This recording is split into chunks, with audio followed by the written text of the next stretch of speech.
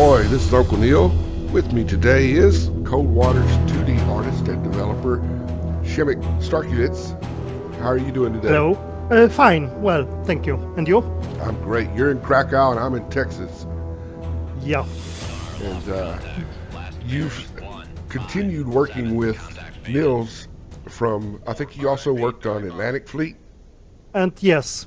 I first when I started cooperating with Nils I was beta testing Pacific Fleet, which was a previous game before first game by Killerfish Games, and then I helped him basically visualize some effects by drawing on screenshots how I would do those, and I was subsequently hired as a VHX artist on Atlantic Fleet, and from that on went to do also 3D modeling, and that carried on to working on Cold Waters and now at Triassic Games. Okay. Well, your work really shows off well on Cold Waters. I really enjoyed all the art and work with Nils models. Thank you. We are trying to do better this time, even Okay. better, Raising the I bar. should say. Exactly. I'm mostly testing right now visual effects and behavior of this model in game. Right. So it's mostly a lot of setting things up in ENI files that drive those ships around, and I'm testing guns placement, their behavior, and so on. So this kind of work does involve a lot of testing just to get it right. Oh yes, it's a rinse and repeat. Always rinse and repeat. repeat with those ships. Yeah, Nils was showing me some of Programmers. the effects of the different ordnance that hit the units. What that looks like, that's pretty impressive. I would say we are really trying hard to do better than before. We are mostly relying on bought third-party stock effects, but right now I'm having a blast, pun intended, in No pun Embergen intended. tool for authoring 3D particle effects. So that's part of the work Yeah. right now at the moment, and of course modeling those ships, collision meshes for the ship. Yeah. It's not yet, of course, final. It's a work in progress, and then putting them in game and having a blast. It's mostly a lot of trial and error goes into placing the Kelvin wake, the sprays and wave overlays correctly, so to get the correct feeling for the ships. Yeah. And But it vary, that's- and do the wakes and the bow waves, do they vary with the speed of the unit?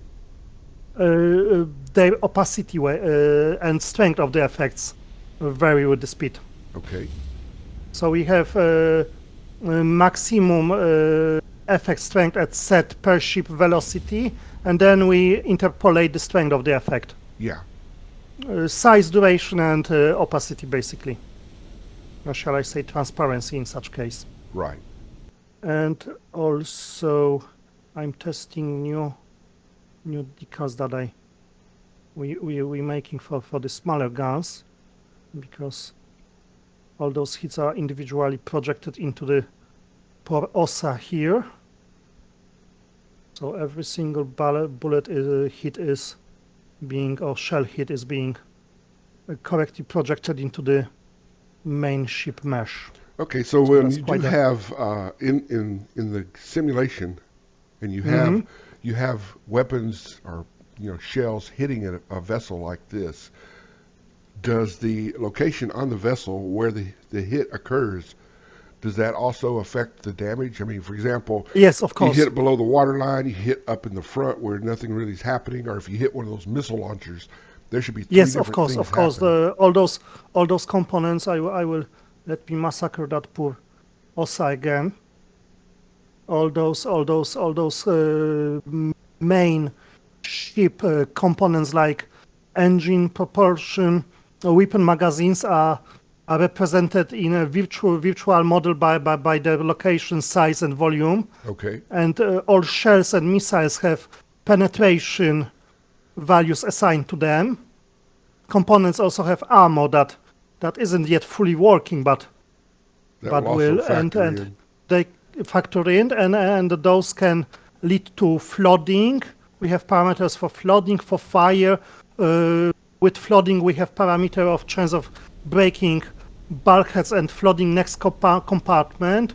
Wow. We have secondary explosions going on that hopefully we will see happening here soon. So you've got that modeled to really fine detail. Oh yes. We care about details now. Yeah, this is a lot better than the old days when basically ships just had a health bar. You couldn't see it, but you knew that's what was happening. I started with Commodore 64 and PHM, Pegasus, and Strike Fleet. Yeah.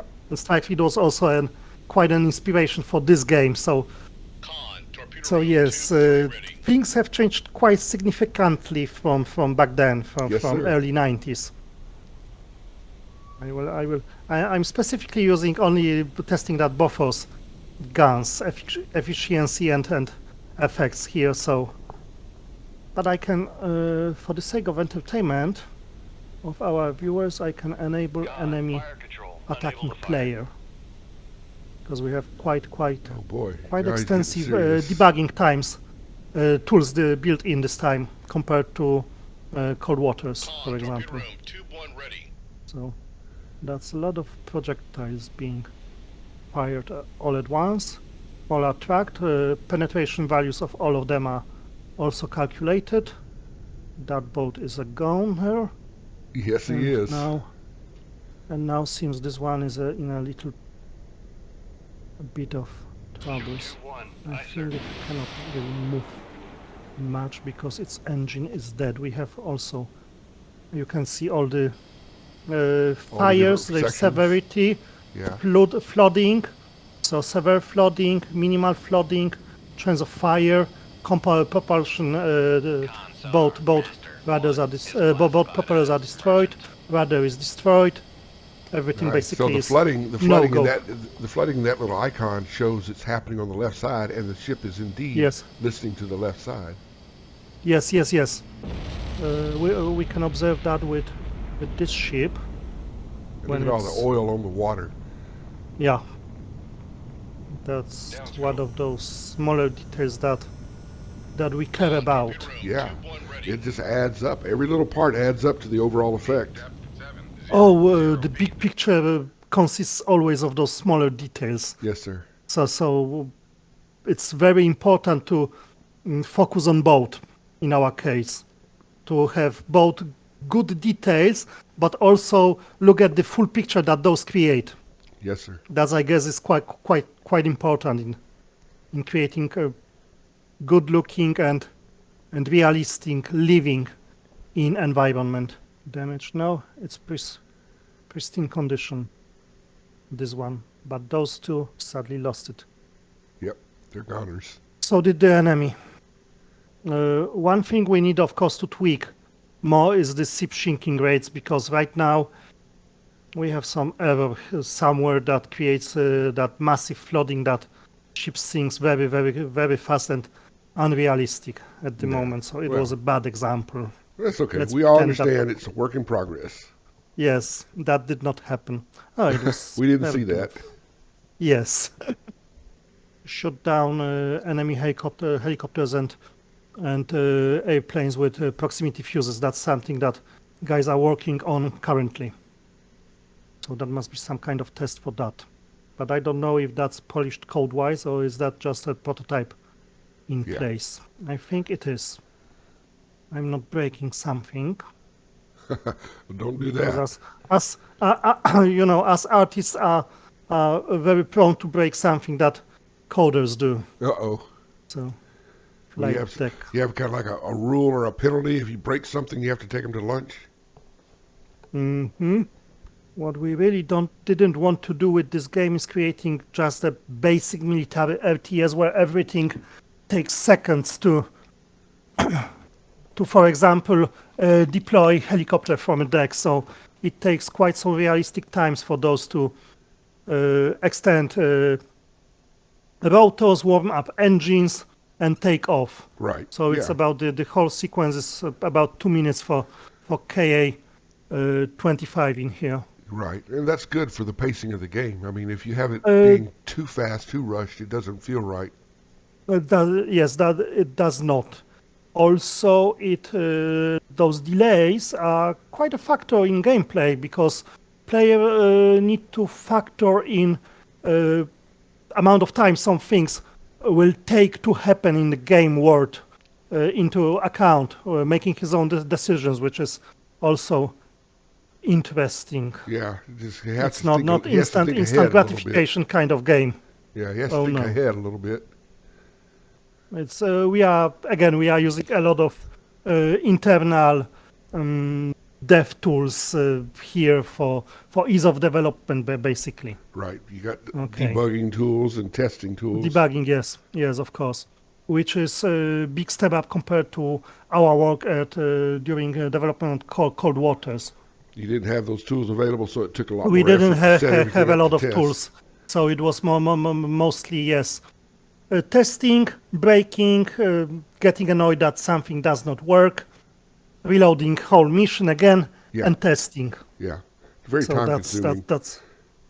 Oh yes, yes, we are saving thanks to our programmers. We save a lot of times having all those tools, and we, in fact, decided that we will keep those available also to the players and mod creators Oh, that's for them nice. to be. Oh, let's try, for That'll example. make Sea Power a lot more mod friendly then. Oh yes, yes. Both Nils and I come from a modding community. That's how we got to know each other for last two decades. So we know the fun and importance of making mod-friendly game Yes, I agree. I and think building it's a community smart around move. around modding. At the moment, is that we don't have, and I don't know if we will have, in fact, more detailed damage management in game, Yeah. or if we will leave it automated to the units themselves, So because it damage doesn't really control, work. damage repairs, that kind of Yeah, thing. You the think that damage might just control be teams. automated part of the unit? Yes, yes, because damage control in other games, as we've seen it, is becoming a bit of a nuisance and micromanagement. Yeah, it's a chore, I'm especially not when you have so. multiple units. We tested missions with about 20 units already, doing some stress testing, and it works okay. But then it becomes really, if we were to add some extra management for damage teams per ship, that becomes quite a chore. Yeah. And for example, I'm not really fan of overly micromanaging my units. Yeah, and there's only so Because much they, you they can do with a Mhm. situation like this where you have multiple units. As far as damage control, there's only so many actions you can take, and they're pretty much all the same. So I think And relegating that to the AI makes sense. The micromanagement should be more the tactical side than damage control. yes, also it would put players into doing that, repeating micro management, micro game within game that is about something else, Yeah, yeah. which we want to avoid that I pitfall. understand. Damage control would be just busy work. Yep. And I don't know if guys were yesterday showing the actual working in-game UI for mission selection and such, or were they also using? I've seen Nins was streaming. I couldn't participate, Right. but we have already UI working. But what we doing is force of habit of doing everything in Notepad plus plus. Sure. Yeah, that's just ease of access for the developer. Yes. Well, how's this experience developing Sea Power different from your experience working on Cold Waters? I would say several more years of working in the field really pays off Yeah, more as far as experience. it goes to speed of creating assets and then setting them in game, but also when it comes to making some decisions both regarding gameplay and assets requirements. All right, Zemek. Well, I appreciate your time, sir. Thank you very much for the opportunity to be Oh, my pleasure, to my be pleasure. included. Really, I'm so excited about this game. Like I was telling Nils, this is going to be like the modern Fleet Command with much better graphics, and I'm pretty sure that the overall game build, the tone of the game will probably be better as well. Oh, we hope it will. Yeah, don't let us down now. We're counting on you. You're the only team really working on a game like this. As far as we know, yes. At the moment, sadly, maybe not sadly for us, but this Cold War era specific focus on naval combat, and I'm not talking about modern post 90s Yeah, stuff, is basically absent. yeah, So we are happy to fill that void. yeah. No, I am too. It's come along at a good time as well. People have World War II destroyer games, World War II U-boat games, World War II, everything with World War II. But There are, of course, new B-17, several iterations coming, both flat screen and VR. So World War II is quite a saturated yes, it is. This market, is going to be I a would nice say. breath of fresh air here. Mm-hmm. It'll complement Cold Water So- as well too. Well, Currently buddy, on the web. you're the best. Thanks for your time. I really appreciate it. Thank you very much. Okay, bye bye.